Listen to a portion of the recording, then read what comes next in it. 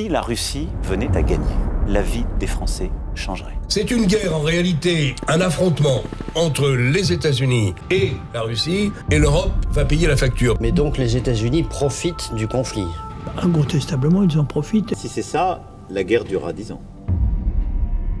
7,5 millions de tonnes d'obus ont été déversées sur le Vietnam pendant 10 ans. En gros, ce petit pays d'Asie a reçu plus de bombes que tous les pays réunis pendant la Seconde Guerre mondiale, avec les conséquences affreuses que l'on connaît. La guerre à tout prix à certains, quand d'autres souhaitaient la guerre à tout prix. Car quand on sait qu'en 1970, un obus se vendait 100 $, l'équivalent de 800 aujourd'hui, le calcul est vite fait. Et même si en 2024 le Vietnam est en paix, le secteur de l'armement est lui toujours sur le pied de guerre, avec un contexte géopolitique actuel tendu qui nous prouve que le monde résonne encore sous le cri des balles. Et si depuis ses débuts la guerre a beaucoup évolué, elle garde tout de même une constante. Elle crée des riches, des très riches. Et si vous pensiez que Lord of War n'était qu'une fiction du samedi soir, détrompez-vous. Car aujourd'hui, on se penche sur ces personnes qui ont tout intérêt à ce que la guerre continue, voire qu'elle dégénère. Quelqu'un s'en apercevra un jour, Yuri.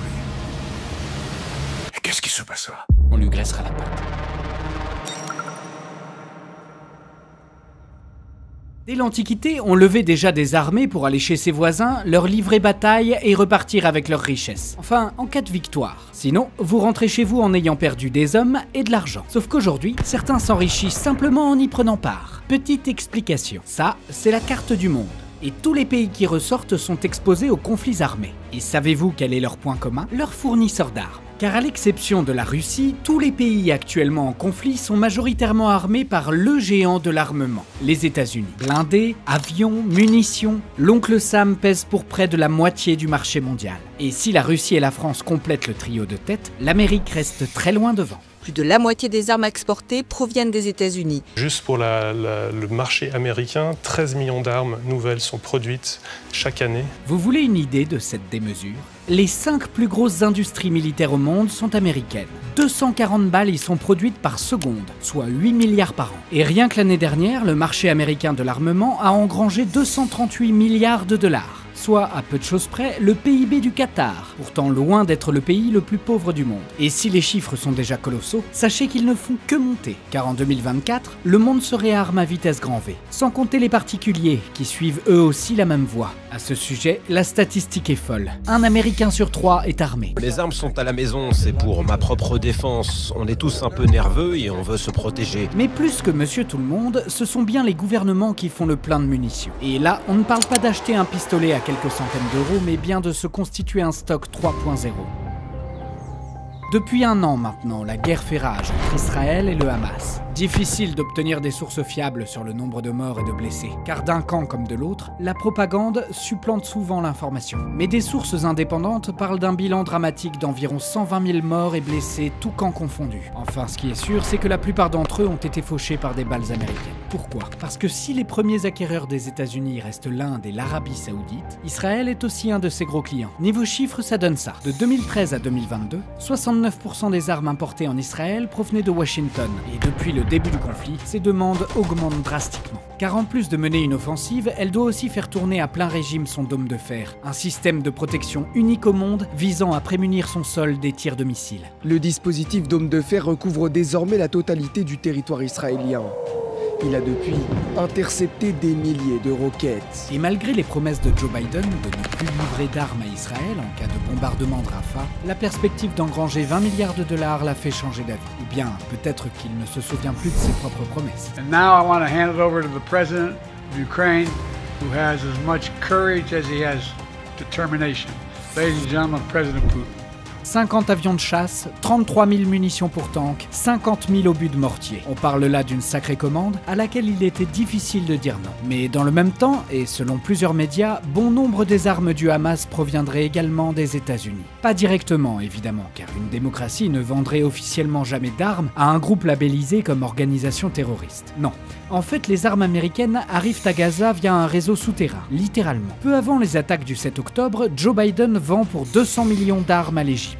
Et l'Égypte, c'est le passage privilégié des armes alimentant les combattants du Hamas. Mais il n'y a pas que ça. On sait que les États-Unis vendent aussi beaucoup au Qatar. Qatar, lui-même accusé de fournir des armes au Hamas, sous fond de proximité idéologique. D'autant que Doha était accusé d'accueillir avec complaisance les membres du Hamas palestinien, du Hezbollah libanais, des frères musulmans et même des talibans afghans. Et plus étonnant encore, selon certaines sources, l'un des premiers fournisseurs du Hamas serait Israël.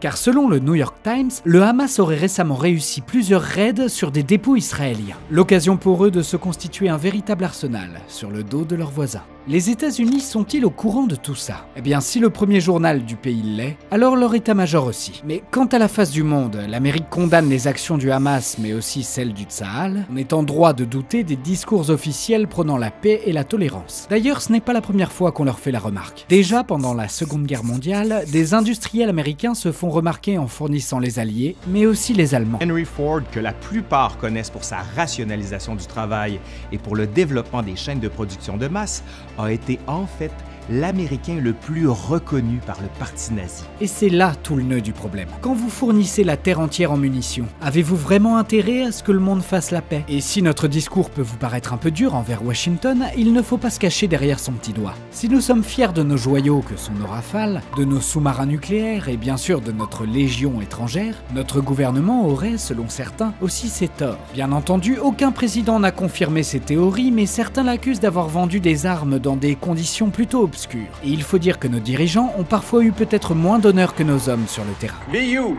Be proud of you because... Après tout, qu'importe qui achète du moment que l'argent est versé cash, et si possible sur un compte offshore.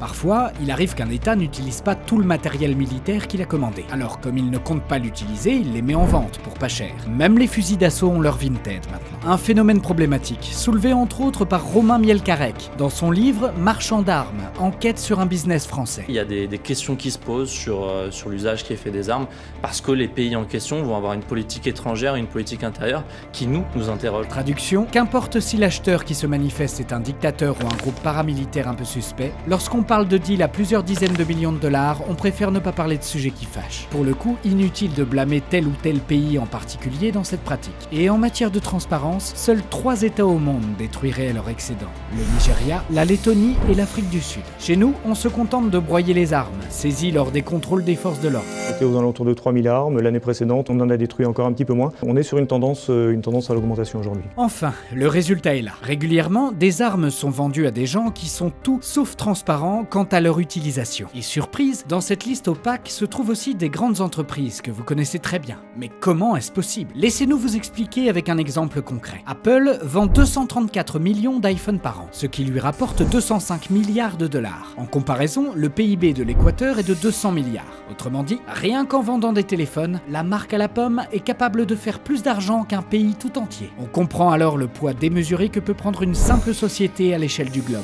Pour en savoir plus, on vous conseille ce livre collectif réalisé par plusieurs économistes et politologues. Qui gouverne le monde? Quand les multinationales prennent le pouvoir, mais il n'y a pas de point d'interrogation.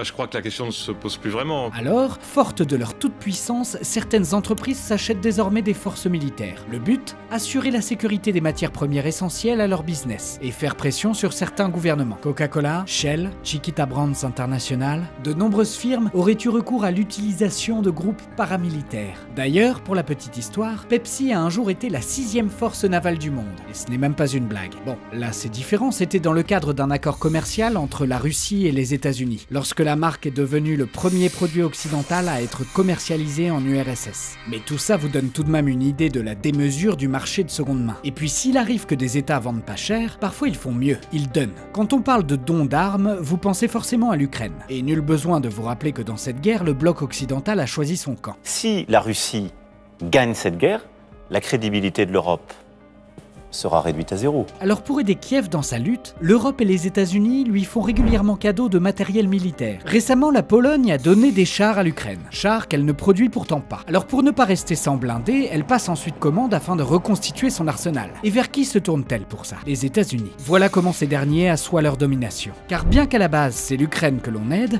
il semble que ce soit surtout Washington qui profite de cette générosité. Les Américains, ils utilisent un terme qui est un cynisme invraisemblable, c'est la guerre parfaite, c'est-à-dire que pour eux, c'est une guerre parfaite au sens où ils en tirent un avantage économique et en plus, elle n'est pas chez eux, donc il n'y a aucune perte. Alors quand on dit que l'Europe n'a jamais autant acheté d'armes, en réalité elle se contente surtout de renflouer ses stocks auprès des Américains. Et les missiles ne poussant pas sur les arbres, c'est vous qui payez pour tout ça. Car depuis quelques années maintenant, l'argent des Français, c'est avant tout l'argent de l'Europe. La paix est la seule solution économique pour l'Europe occidentale. C'est pas la Russie qu'on a ruinée. C'est la France. Et sans populisme ou esprit mal placé, quand on sait que l'Ukraine est l'un des pays les plus corrompus du monde et que son président lui-même est accusé, selon plusieurs médias, de détourner ses aides, savez-vous vraiment où votre argent part lorsqu'on parle d'aide? Voilà pourquoi de nombreuses voix s'élèvent et réclament que l'on cesse de prendre part à ce conflit. Car quand on donne, on est censé le faire de bon cœur. Sauf que là, il semble que beaucoup de pays aient été obligés de se montrer altruistes. Car dans le marché de l'armement, il semble exister deux camps, ceux qui décident et ceux qui obéissent. Et ça pose une question majeure. La France a-t-elle encore les mains libres ?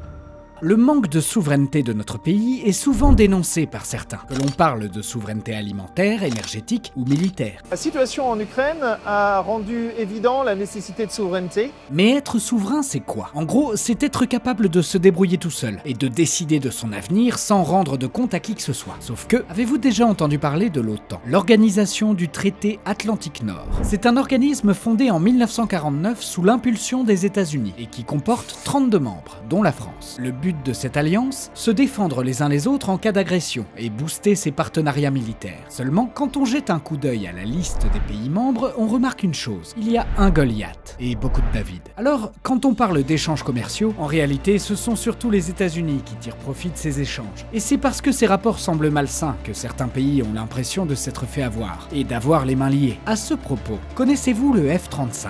Pour nos amis belges, ce nom vous dit sûrement quelque chose. Le F-35 est le plus gros programme d'avions militaires au monde, initié par l'oncle Sam en 1996. On estime son coût global à au moins 200 milliards de dollars. Le but, créer 2500 avions de pointe pour les États-Unis et ses clients. Enfin, 2500 en théorie. Car dans les faits, les F-35 ont toutes les peines du monde à décoller. Le programme cumule problème sur problème. Conséquence, la moindre pièce d'un appareil coûte une fortune à cause de graves erreurs de conception qu'il a fallu corriger. Un exemple, rien que le casque des pilotes coûte 400 000 $.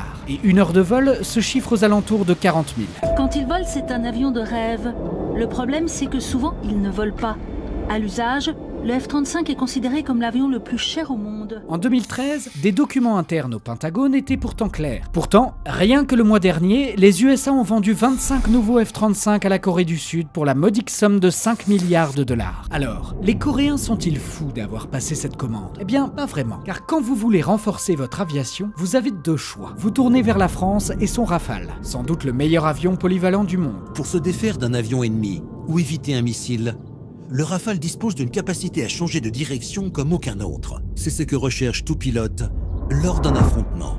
Ou alors, histoire de bien vous faire voir par les USA, vous pouvez choisir le F-35, quitte à vous retrouver avec des avions que même les pilotes refusent de piloter. Cocasse, au vu du prix de l'appareil. Seulement, à force de voir leur armement venir d'ailleurs, de nombreux pays ont stoppé la création de certaines de leurs armes iconiques. Comme la France, qui a dit au revoir aux FAMAS, pourtant largement appréciées des soldats. Autrefois, l'armée française était la plus puissante du monde. Mais si aujourd'hui on jette un coup d'œil à nos fantassins, leurs fusils sont allemands, leurs armes de poing autrichiennes, leurs casques américains. Plus ça va, moins notre souveraineté militaire devient évidente. Fidèle compagnon du soldat français depuis 40 ans, le célèbre FAMAS quitte l'armée. Il va être remplacé par une arme plus moderne fabriquée en Allemagne, le HK416.